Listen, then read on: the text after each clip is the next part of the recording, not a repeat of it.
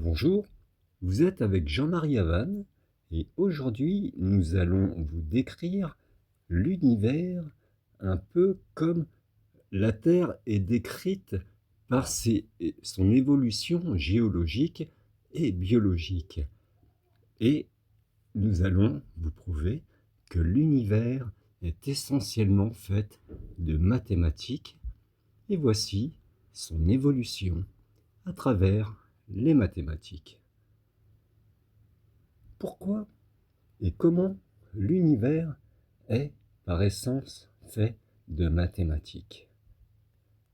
La conjecture de Havane, une cosmologie mathématique. Nous décryptons que l'univers est un système informationnel dynamique, résultant du processus de pliage et de commutation de l'information pure par la pensée pure, mue par le principe de moindre action. Ce déploiement de la réalité se reflète directement dans la hiérarchie des ensembles de nombres et des géométries, de la complexité primordiale à la simplicité tangible que l'univers, le nôtre, décline. En 1, l'origine octonionique et les infinis de Cantor, le royaume de l'information pure. Le principe fondamental. Au niveau le plus profond, l'information pure réside dans un état de potentiel absolu, non structuré, décrit par les octonions marqués O. Ces nombres hypercomplexes, à 8 dimensions, sont la quintessence de la non-linéarité et de l'indétermination. Ils sont non commutatifs, c'est-à-dire que l'ordre des opérations compte, et, de manière unique, non associatif, le regroupement des opérations compte. C'est le chaos fertile du zéro cosmique, la nature intrinsèque de la troisième dimension incomplète et du bulk de l'univers. Les nombres irrationnels et Cantor. Dans ce règne, les nombres irrationnels sont la norme.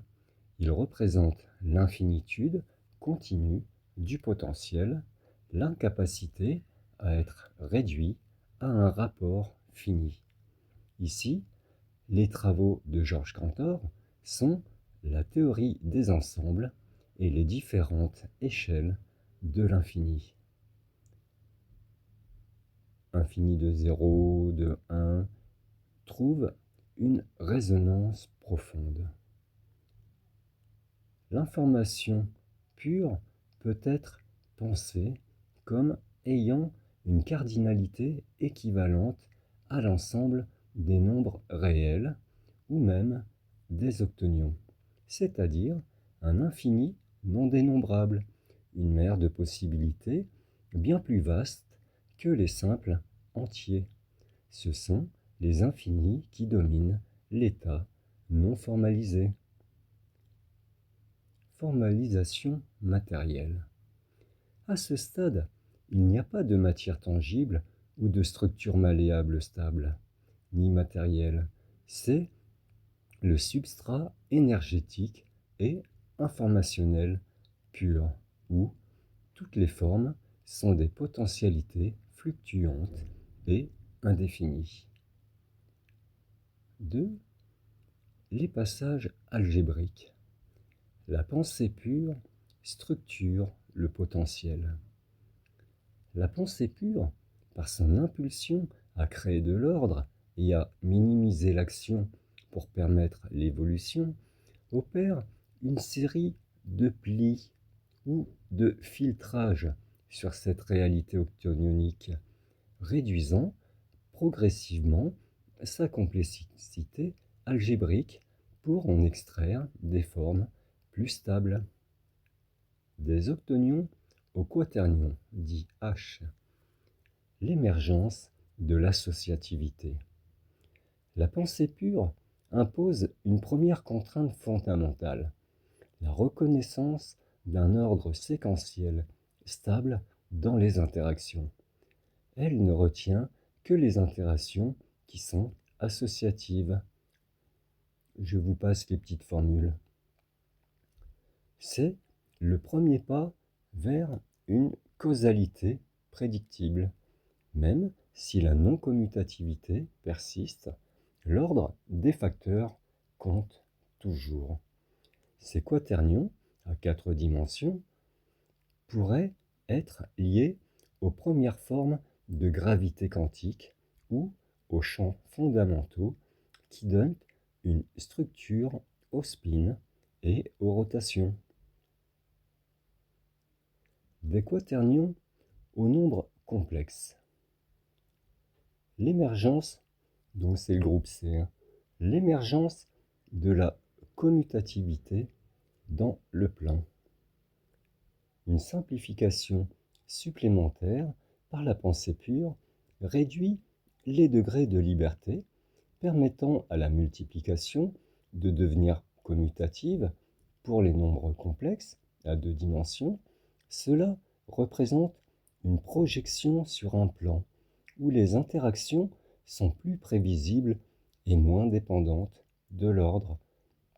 Les nombres complexes sont alors des outils parfaits pour décrire les phénomènes ondulatoires ou les vibrations, où des cycles réguliers et des phases sont essentiels. Des nombres complexes aux nombres réels. La projection sur un continuum linéaire. La pensée pure élague la composante imaginaire, projetant la réalité sur l'axe des nombres réels. Ce sont les nombres utilisés pour décrire les grandeurs continues, longueur, temps, température de notre univers observable. Les nombres réels, bien que commutatifs et associatifs, contiennent toujours les irrationnels, rappelant la source infinie et non résolue. C'est la surface palpable, bien que d'une précision infinie potentielle. 3. Les nombres tangibles. La formalisation discrète et la théorie de Galois. Des réels orationnels Q et décimaux D. Le tissu de la mesure. Les nombres rationnels, fractions et décimaux représentent les tentatives de la pensée pure de couper et de mesurer le continuum réel en des portions finies et des rapports. Ils sont les outils de la pensée pure pour interagir avec des parties et établir des relations précises nécessaires à la formalisation. Des rationnels aux entiers Z et naturels N. L'unité et la cohérence. C'est l'acte ultime de quantification par la pensée pure. En utilisant l'opérateur 1, elle sélectionne des points fixes, discrets et stables du continuum. Les nombres entiers Z permettant la notion d'opposé, de dette ou d'absence, et les nombres naturels N pour le comptage des unités positives. Évariste Galois et sa théorie des groupes deviennent ici d'une importance capitale, en créant des entités discrètes, particules, champs quantifiés. La pensée pure établit intrinsèquement des symétries qui les définissent. Les groupes de Galois décrivent comment ces unités, les 1, peuvent être transformées tout en conservant leur identité structurelle. La formation de protons, d'électrons, d'atomes, de molécules et finalement de cellules est la manifestation de ces groupes et symétries définies par la pensée pure pour construire le monde tangible. Le fait que les lois physiques soient les mêmes partout, isotropie, homogénéité, est une manifestation de ces symétries fondamentales. Formalisation matérielle. Ceci est le domaine de la matière formalisée, des particules quantifiées, des atomes stables et des systèmes biologiques complexes qui peuvent être comptés, classés et étudiés par leurs propriétés de groupe. 4. La double géométrie de l'univers, l'analogie de la demi-orange. L'univers de notre conjecture nécessite une double géométrie pour décrire sa nature duale. La géométrie euclidienne, riemannienne, le plat de la demi-orange, concept, représente notre univers observable, le monde tangible, structuré par la pensée pure. Il est localement euclidien, espace plat à petite et voire grande échelle, vu que le fond diffus cosmique nous présente un univers plat. Donc, comme la surface de notre demi-orange. Mais, à grande échelle, la matière et l'énergie courbent l'espace-temps, le rendant riemannien, une géométrie courbe, comme le globe terrestre. Donc ça c'est pour le dessus et le dessous du plat euclidien, où on arrive dans une géométrie hyperbolique et sphérique pour le dessus. Les travaux de Bernard Riemann sont essentiels ici, décrivant comment la géométrie est intrinsèquement liée à la distribution de la matière informationnelle formalisée. Les 1 quantifiés, c'est le nombre, c'est le domaine des nombres réels, rationnels et des entiers. Lien avec notre conjecture, c'est le résultat de la pensée pure, déployant et stabilisant l'information pure en une surface perceptible et mesurable, où les lois de la physique deviennent cohérentes. La géométrie hyperbolique, la pulpe concave de la demi-orange. La géométrie hyperbolique représente le bulk de l'univers, le domaine de l'information pure et de la 3D incomplète. Ici, la géométrie est intrinsèquement hyperbolique, comme l'ont exploré Nikolai Lobachevsky et János Bolyai. Dans un espace hyperbolique, la somme des angles d'un triangle est inférieure à 180 degrés et de multiples parallèles peuvent être tracés à travers un point donné par rapport à une ligne. C'est un espace de divergence et de potentiel. Ce bulk est le réservoir illimité de l'information pure, octonionique et irrationnelle, d'où émergent les réalités formalisées. Les pluies fractales et les processus de non-commutation et non-associativité se produisent ici. La pensée pure puise dans cette source hyperbolique pour projeter les réalités euclidiennes, riemanniennes. La simplification conceptuelle des mathématiques. Du plus complexe aux 4 opérations dites basiques, garde une recette qui nous fait comprendre l'ambivalence et la nature profonde de notre univers par la dualité commutatif versus non commutatif. L'ambivalence commutative du 0 et du 1. Le Bonneteau des opérateurs cosmiques. Nous avons établi que le zéro cosmique est le royaume de l'information pure, intrinsèquement non commutatif et chaotique, lié aux octonions et irrationnels. Le 1, quant à lui, est l'opérateur de la pensée pure, qui génère des unités formelles et commutatives liées aux entiers et au monde tangible. Cependant, cette distinction n'est pas rigide. L'ambivalence réside dans la manière dont ces opérateurs fondamentaux se comportent selon qu'ils agissent sur le potentiel indifférencié de l'information pure ou sur les structures déjà formalisées par la pensée pure. 1. L'ambivalence du zéro, de l'indétermination au stabilisateur commutatif. Nature profonde, non commutative.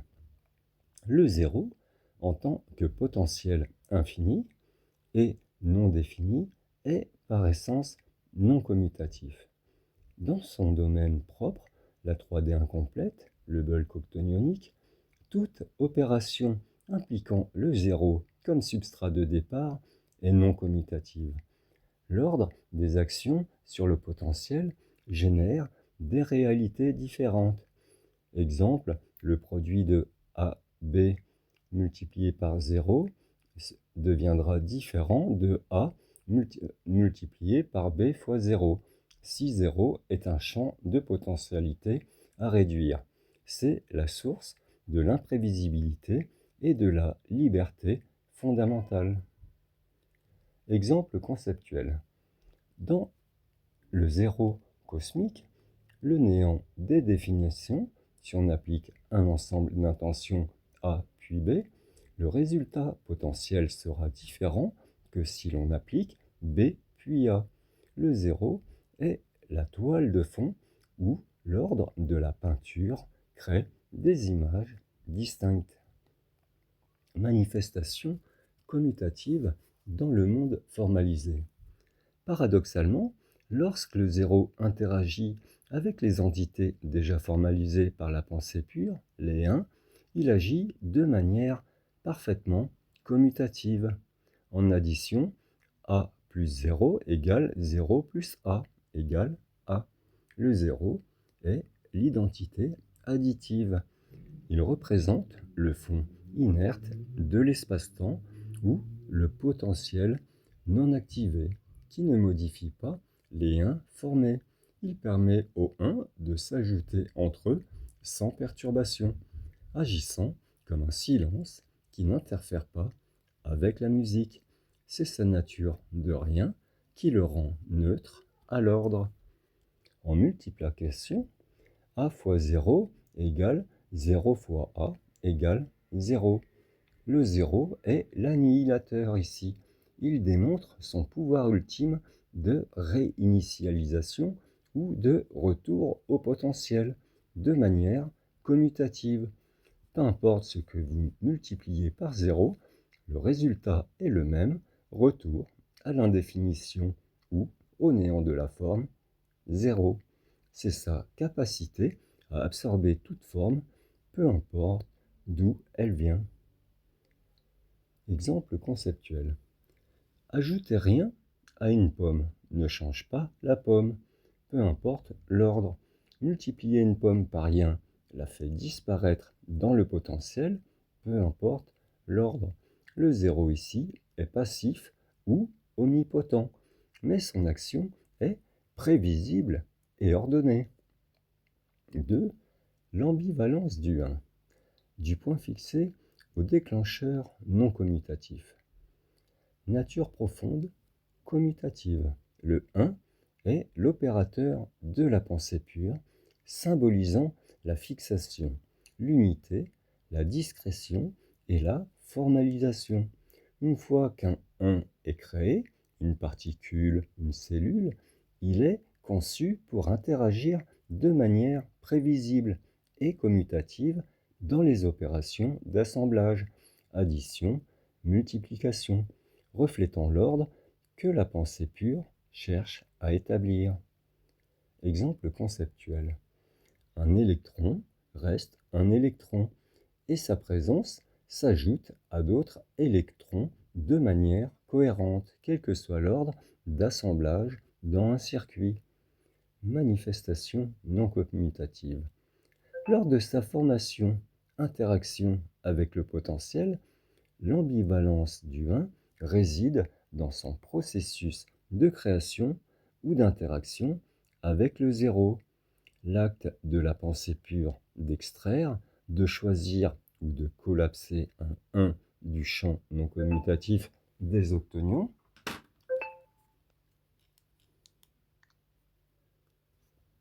Je suis désolé, hein, j'ai eu des notifications, j'ai coupé le son. L'acte de la pensée pure d'extraire, de choisir ou de collapser un 1 du champ non commutatif des octonions irrationnels est un acte non commutatif. C'est le choix ou la mesure qui fixe un potentiel parmi d'autres, éliminant les autres de manière passe dépendante. La naissance d'un 1, par exemple la détection d'une particule dans une superposition quantique, est un événement non commutatif. L'ordre des déclencheurs ou des intentions de la pensée pure pour former ce 1 affecte quel potentiel se manifeste. Exemple conceptuel. Si la pensée pure observe un potentiel A, puis un potentiel B dans le champ non commutatif du 0, cela peut résulter en un 1, un événement tangible, différent que si elle avait observé B puis A. L'acte de mesure ou de fixation, l'opérateur 1, est ici une interaction non commutative avec la source. L'ambivalence commutative du 0 et du 1 n'est pas une contradiction, mais la clé de compréhension de la dynamique de formalisation de l'univers. Le 0 est intrinsèquement non commutatif, comme potentialité, mais manifeste une commutativité passive ou dominatrice lorsqu'il interagit avec les formes déjà établies. Le 1, lui, est intrinsèquement commutatif comme unité formalisée, mais son acte de formation ou d'extraction du potentiel est fondamentalement non commutatif, reflétant le choix ou la réduction opérée par la pensée pure dans un champ d'infinies possibilités. Ce bonneteau permanent entre 0 et 1, entre potentialité et accumulation, entre non-commutativité et commutativité contextuelle. Donc par exemple, l'addition 1 plus 1, 1 plus 2, 1 plus 3, si on inverse, ce sera toujours commutative, alors que la soustraction est non commutative. On n'a pas le même résultat si on fait 2 plus 5 que si on fait 2 moins 5 que si on fait 5 moins 2. Vous comprenez la non-commutativité. L'ordre compte selon l'opérateur. Entre non-commutativité et commutativité contextuelle est le moteur de l'évolution cosmique. C'est ce qui permet au chaos originel de l'information pure de donner naissance à un univers structuré et tangible, tout en conservant les échos de sa profondeur infinie. Conclusion, les mathématiques comme grande œuvre cosmique. En définitive, notre conjecture, dite la conjecture de Havane, dépeint un univers où la mathématique n'est pas une simple description, mais la mécanique et le langage intrinsèque de la création et de la formalisation, de la liberté chaotique des octonions et des infinis de Cantor dans le bulk hyperbolique, la pensée pure, guidée par la moindre action, et le principe du 1 façonne progressivement une réalité structurée avec des groupes de Galois pour ses unités et une géométrie euclidienne riemannienne pour sa surface tangible, tout en conservant le lien profond avec ses origines irrationnelles et hyperboliques. C'est un grand œuvre cosmique où les lois mathématiques sont le reflet des processus fondamentaux de l'information et de la conscience pour évoluer. C'était Jean-Marie Havane, et comme ce texte était quand même assez mathématique, disons pour les non-initiés, je ne vais pas le commenter plus, de peur de vous perdre ou de vous donner une information qui vous ferait partir dans un concept plus compliqué. Donc, ce texte résume juste que d'une extrême complexité, un zéro initial qui a été transformé en fractal par une pression est devenu une espèce de conscience commutative, c'est-à-dire s'est mis à aligner des choses qui pouvaient se reproduire dans un formalisme intentionnel, alors qu'à la base, tout est le bulk, c'est du vrac. Quand on dit bulk, c'est où tout est mélangé et n'a pas d'incidence vu que rien n'existe. Donc le fait de se matérialiser est une espèce de conscience que je dirais qui n'a pu prendre forme que grâce à une mathématique qui s'est imposée d'elle-même. Donc ce ne sont pas les mathématiques qui décrivent l'univers, c'est l'univers qui s'est construit par les mathématiques. Les mathématiques sont un élément naturel. Comme vous avez besoin d'oxygène pour respirer, c'est formalisé par une mathématique sous-jacente qui crée l'univers. Donc, voilà où je voulais en venir. C'est un texte assez court, mais je vous conseille de le lire 2 fois quand même, pour bien mémoriser la structure, mais elle est simple, on passe de 8 dimensions à 4 dimensions, à 3, puis 2. Et avec un formalisme en une dimension, quand on écrit sur une feuille, c'est de la une dimension, vu qu'on ne remplit pas l'espace. Enfin bon, je ne vais pas vous perdre, voilà, je m'étais dit que je ne ferais pas plus de commentaires. Je vous remercie d'avoir écouté cette vidéo. Posez des questions dans les commentaires si vous avez besoin d'un point de précision ou si vous avez noté un oubli conceptuel que je puisse rajouter dans une future vidéo. Ce sera avec grand plaisir. Je vous remercie d'être avec nous sur cette chaîne. C'était Jean-Marie Havane. Merci et à très bientôt.